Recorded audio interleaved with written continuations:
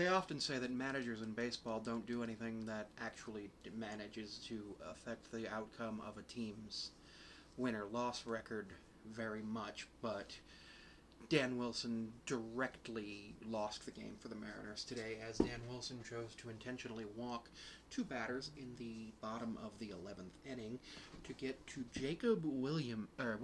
Wilson.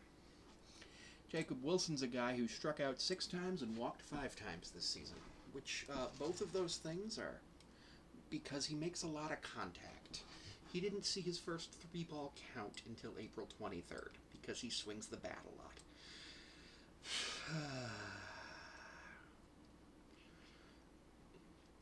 Leo Rivas struck out swinging, then J.P. Crawford lined out to Luis Arias. Luis Arias played for the Mariners in 2013. So in the bottom of the 11th, with a runner on third and one out, Casey Lugimina intentionally walked Shea Langoliers, and then he intentionally walked J.J. Bleday, which put the Athletics' win probability up to...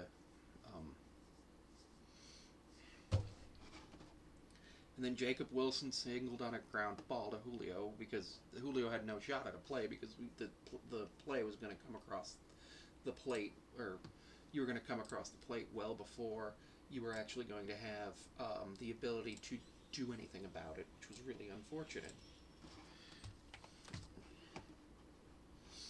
There was nothing that Julio could do, which is not great. I'm not happy that that's what Dan did. And the Mariners played pretty well, put up 4 runs in the third, nothing again until the 8th, and put up a run in the 10th. But unfortunately, the Athletics just played a little bit better than the Mariners.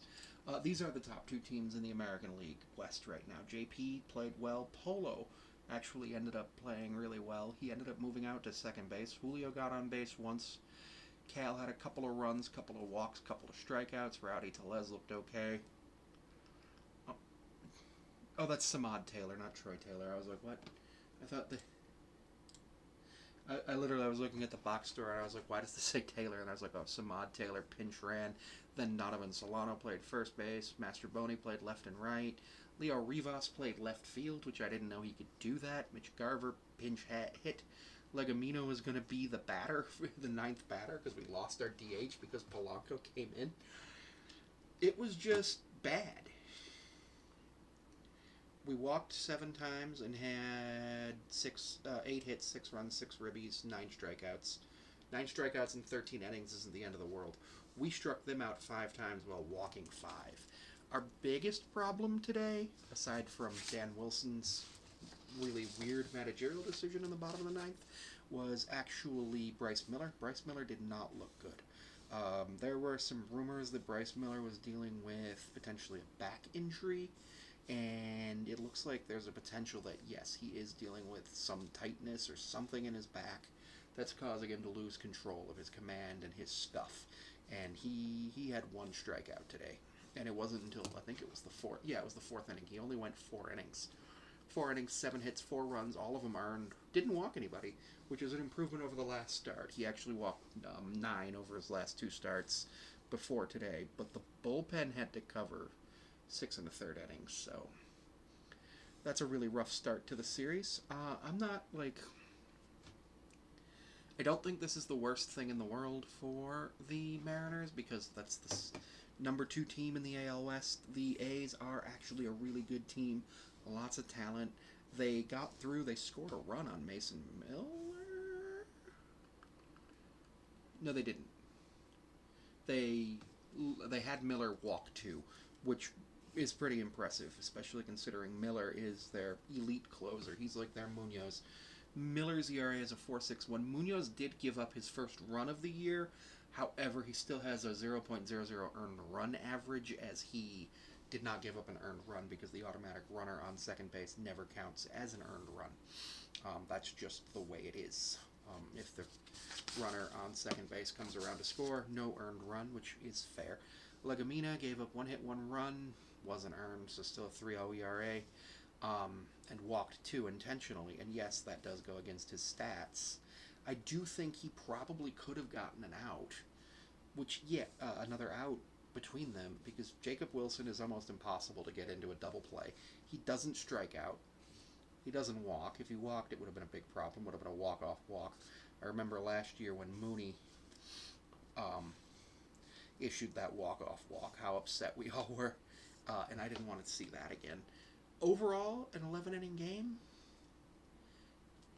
there's work to be done, but it's good. And these Mariners are still going to be a team that's going to be fighting for the playoffs and potentially for a division championship. So I'm super excited with what I saw. I did not like home plate umpire Nestor Queseja.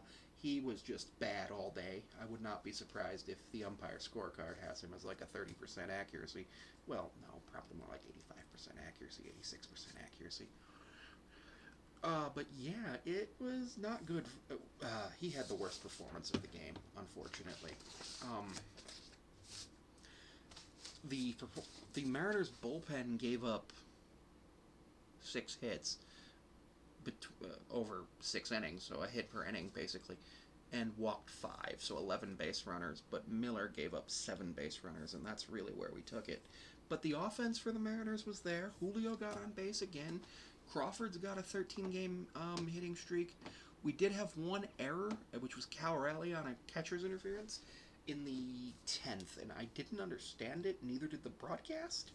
But apparently, if you even touch the tassels of the glove with the bat, it becomes catcher's interference. I didn't know that. So that's good to know. Apparently, New York upheld that. We lost our challenge, which was fine, because I would like for baseball...